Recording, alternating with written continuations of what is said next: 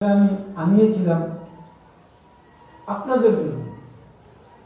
এখন আমাদের তো রুহানিয়াত বড় কমজোর, আমরা তো ফুল হাতে দিলেও ফুলের সুবাস পাই না, আর ফুল হাতে না দিলে ফুলের সুবাস পাবেন কিভাবে? তো আপনারা যদি অন্তরকে ওইভাবে তৈরি করতে পারেন যে হুজুরের কলবের সঙ্গে আমাদের কলবের তাআল্লুক ইনশাআল্লাহ আছে, এই কলব থেকে কলবে এই ফুলের সুবাস হুজুর হাদিয়া করছেন। তো মাদ্রাসাতুল মদিনার প্রথম তালেবে ইলম মাওলানা আরিফ আছে নাকি?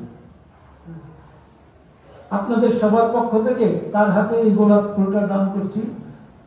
প্রথমে খেয়াল ছিল তাকে বলবো যে তুমি নিয়ে যাও, তারপরে নামাজের মধ্যে খেয়াল হলো তাকে বলবো যে তুমি ইচ্ছা করলে মালিক হয়ে গিয়ে সবার পক্ষ থেকে মালিক হয়ে সবার পক্ষ থেকে আমাকে তুমি হাদিয়া দিতে পারো, তাহলে আমি সারা জীবন এটাকে রক্ষা করার চেষ্টা করবো। বিসমিল্লাহ।